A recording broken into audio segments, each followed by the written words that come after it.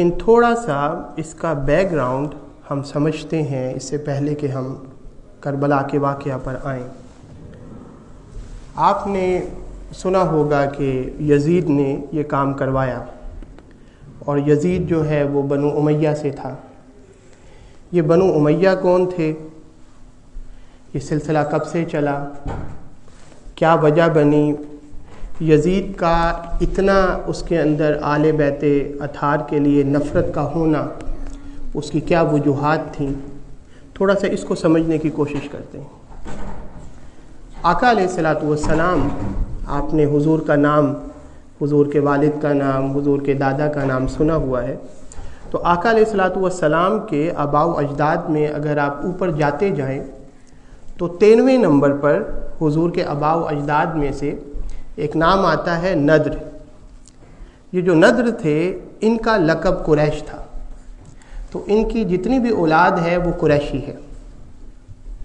مثلا محمد، ہم جب حضور کا نام یاد کرنا ہو تو اس طرح یاد بچوں کو کرواتے ہیں، محمد بن عبداللہ بن عبد المطلب بن ہاشم بن عبد مناف، پھر اوپر جائیں تو بن قصی بن کلاب بن مرہ بن کعب بن لوئی، اور پھر اوپر مزید جائیں آپ تو بن غالب بن فہر بن مالک بن نضر۔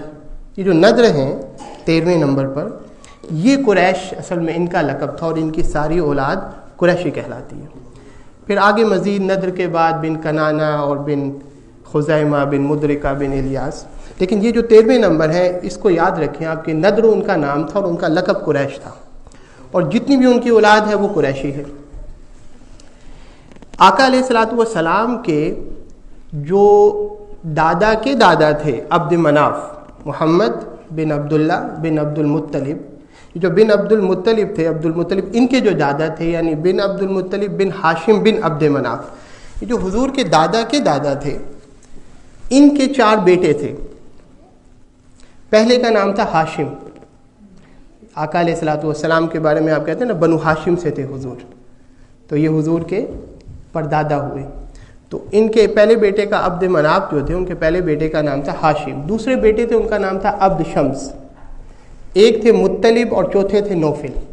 یہ جو پہلے 2 تھے، ہاشم حضور کے پردادا اور عبد شمس، یہ دونوں جو پیدا ہوئے جڑواں پیدا ہوئے تھے، اور جب پیدا ہوئے تو ایک کی انگلی جو تھی وہ دوسرے کے ماتھے پہ چپکی ہوئی تھی، تو ظاہر بات ہے کہ وہ الگ کرنے کے لیے اس کو کاٹا گیا۔ جب کاٹا گیا تو خون نکلا، تو اس سے لوگوں نے شگون اسی وقت لیا کہ لگتا ہے کہ ان کی جو اولاد ہے اس میں خون ریزی رہے گی۔ تو یہاں تک آپ سمجھ گئے کہ حضور کے پردادا جو ہاشم تھے ان کے 3 بھائی اور تھے، عبد شمس، مطلب اور نوفل، یعنی عبد مناف کے 4 بیٹے۔ تو پہلے جو 2 تھے میں نے آپ کو بتایا جڑواں پیدا ہوئے تھے، کون کون؟ ہاشم اور عبد شمس۔ یہ عبد شمس کے بیٹے تھے امیہ، تو امیہ کی جتنی اولاد آگے ہے وہ بنو امیہ کہلاتی ہے، اور حضرت ہاشم جو ہے حضور کے پردادا، ان کی جتنی اولاد ہے وہ بنو ہاشم کہلاتی ہے۔ یہ جو امیہ یعنی ہاشم کا بھتیجا، اس کا حسد اپنے چچا کے ساتھ، حضرت ہاشم کے ساتھ، حضور کے پردادا کے ساتھ ہو گیا تھا، کیونکہ سارے سردار تھے، یہ سارے سردار تھے، یعنی حضور کے جو پردادا تھے ہاشم، ان کو کعبۃ اللہ کی جو تولیت ہے وہ ملی ہوئی تھی، تو لوگ عزت کیا کرتے تھے۔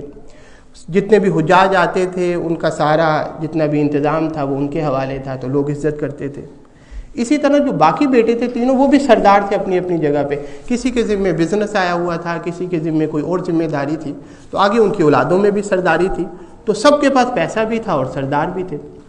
لیکن جب اس نے دیکھا بھتیجے نے، شیطان جس کو گمراہ کر دے، اس نے دیکھا کہ جو چچا ہے ہاشم اس کی لوگ زیادہ عزت کرتے ہیں، تو اس نے مقابلہ کرنا چاہا، لیکن اللہ نے جو عزت ان کو دی تھی حضور کے پردادا کو، وہ تو اس کو نصیب نہیں تھی، تو حسد میں آ کے اس نے ان کے خلاف ہو گیا اور طعنہ زنی کرنے لگ گیا۔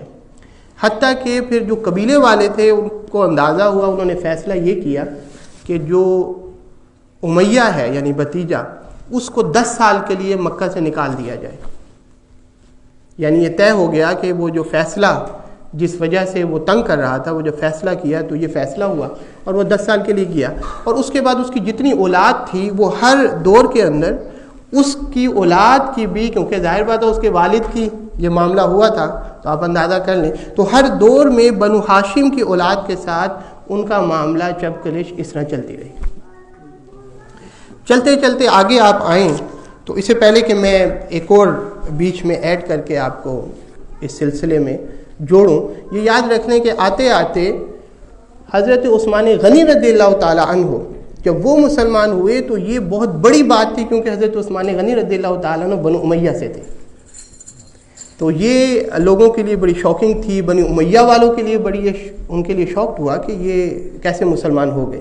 اور پھر اللہ پاک نے دیکھیں انہوں نے قربانی دی، اللہ نے کیا مقام دیا کہ آقا علیہ الصلوۃ والسلام کی 2 بیٹیاں یکے بعد دیگر ان کی زوجیت میں آئیں اور وہ ذوالنورین کہلائے. اب یہ تو آپ کو تاریخی تھوڑا سا میں نے بنو امیہ کا بتا دیا، کیونکہ آپ سنتے ہیں کہ بنو امیہ کا دور تھا. وہ دور کیا تھا وہ آپ کو آگے آگے اب پتہ لگ جائے گا. آقا علیہ الصلوۃ والسلام کا آپ کو پتہ ہے کہ حضور نے 40 سال کی عمر میں اعلان نبوت کیا اور مزید 13 سال گزرے تو آقا علیہ الصلوۃ والسلام کی عمر جب 53 سال تھی تو حضور نے ہجرت فرمائی مکہ سے مدینہ. اور مدینہ میں مزید 10 سال رہنے کے بعد جب آقا علیہ الصلوۃ والسلام کی عمر مبارک 63 سال تھی، 63 ایئرز اولڈ، تو پھر آقا علیہ الصلوۃ والسلام نے پردہ فرمایا، حضور کا وصال ہو گیا. آقا علیہ الصلوۃ والسلام کے وصال سے پہلے حضور نے یہ فرما دیا تھا الخلافۃ بعدی 30 سنہ، وفی روایت الخلافۃ فی امتی 30 سنہ ثم ملک بعد ذلک. حضور نے فرما دیا تھا کہ میرے بعد، میرے پردہ فرمانے کے بعد، میرے وصال کے بعد، میرے دنیا سے چلے جانے کے بعد فرمایا جو خلافت ہوگی وہ 30 سال ہوگی، 30 ایئرز، 30 سال ہوگی. اور اس کے بعد آپ دیکھیں اگر آپ کہ آقا علیہ الصلوۃ والسلام کے وصال کے بعد حضرت ابو بکر صدیق رضی اللہ تعالیٰ عنہ وہ خلیفہ بنے تو 2.5 سال کے بعد ان کا بھی وصال ہو گیا. پھر اس کے بعد حضرت عمر فاروق رضی اللہ تعالیٰ عنہ وہ خلیفہ بنے. مزید 10 سال خلافت کے بعد ان کی بھی شہادت ہو گئی، تو یہ کتنے ہو گئے؟ 12.5 سال.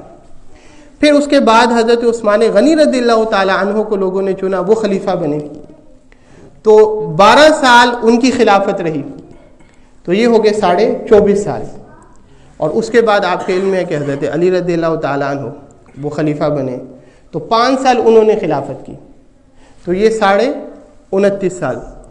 اور جب شہادت ہوئی حضرت علی رضی اللہ تعالیٰ عنہ کی تو لوگوں نے حضرت حسن مجتبیٰ رضی اللہ تعالیٰ عنہ جو حضرت علی رضی اللہ تعالیٰ عنہ کے بڑے بیٹے اور امام حسین رضی اللہ تعالیٰ عنہ کے بڑے بھائی تھے، ان کو خلیفہ بنایا. تو اب مزید 6 مہینے گزرے اور وہ 30 سال پورے ہوئے جو آقا علیہ الصلوۃ والسلام نے فرمایا تھا کہ میرے بعد خلافت 30 سال رہے گی، اس کے بعد ملوکیت کی ابتدا ہو جائے گی. تو اس سے پہلے کہ وہ 30 حضرت امام حسن مجتبیٰ رضی اللہ تعالیٰ نے جو 6 ماہ مکمل کیے اور 30 سال ہو گئے تو انہوں نے کیا کیا اس سے پہلے کچھ انفارمیشن ضروری ہے، معلومات آپ کے علم میں ہو. یہاں پہ ہم روک کے تھوڑا دوبارہ پیچھے آتے ہیں.